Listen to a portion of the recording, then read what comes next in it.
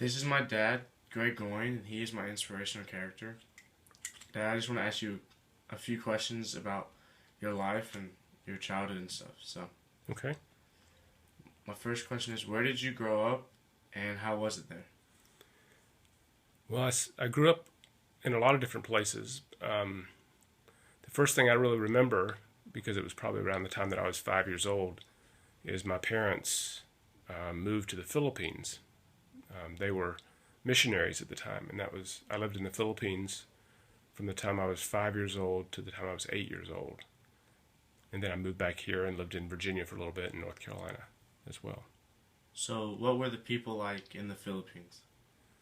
Um, they were a lot like people around here. I mean, we didn't have all the luxuries that we have in this country. In fact, we didn't have a TV at that time. There was one TV on in our whole neighborhood, and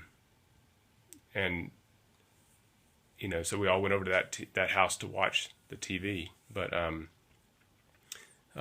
we just mainly played outside and had games and things like that you do if you don't have a lot of the material things that a lot of kids have here. So, when you were a kid there, what did you want to be when you grew up? I think I didn't really have a firm grasp on what I wanted to do at that time, but it wasn't too long after that I thought I wanted to be involved in television somehow. I mean, we watched TV at that one kid's house, and I always thought it'd be kind of fun to be involved with TV programs and making them and producing them and things like that. And so, you just had one younger sibling, right? Yeah, my sister. She's 4 years younger than me, Liesl. So, did growing up being the oldest affect your childhood that much?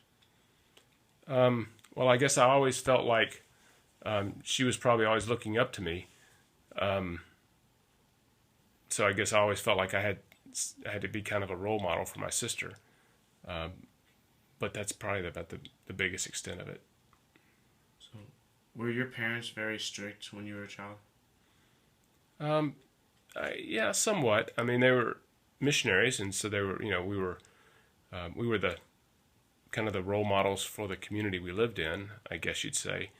We were the only Americans, and so we were always being looked at as differently, and people were kind of watching us to see what we would do. So they were pretty strict, although it wasn't. I didn't think of it as being harsh or anything. It just was. They had a fair amount of rules, certainly a lot more rules than you guys have today. So, skip forward through a few years. So, you went to college at the University of North Carolina, and how was your college experience there? It was great. I mean, I really learned a lot and met a lot of friends. And one of the things that I ended up majoring in radio and television production. So I thought I was going to be a TV news director or something like that when I got out of school.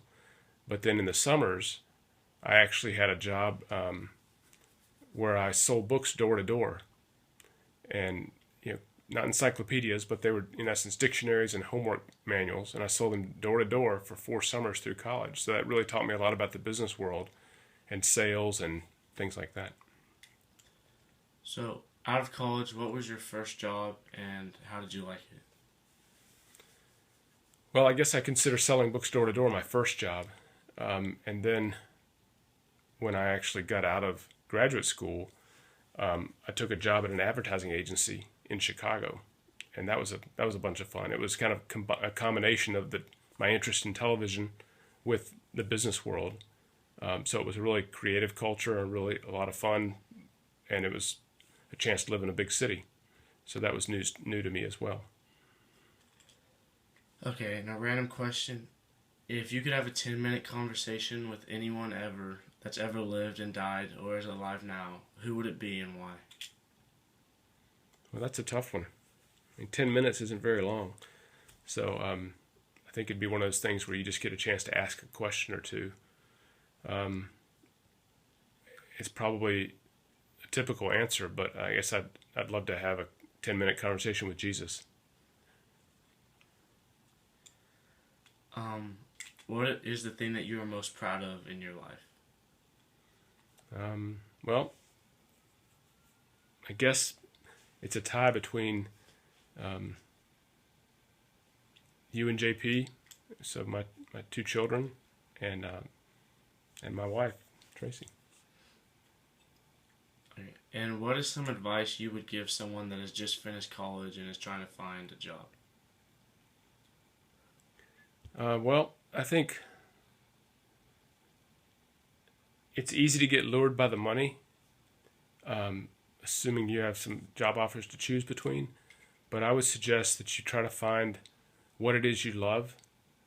And if you can figure out a way to make money doing that, it's like the old saying that if you do what you love, you'll never work a day in your life. And so I think it's important to find what it is you're passionate about and then find a way to make a living doing that. And that way you'll have, because you spend so much time at your job, that if you find a job you love, it'll make that make life a lot more pleasant. Okay, well, thank you for talking to me through this interview, and thank you for helping me with my project. Oh, you're welcome.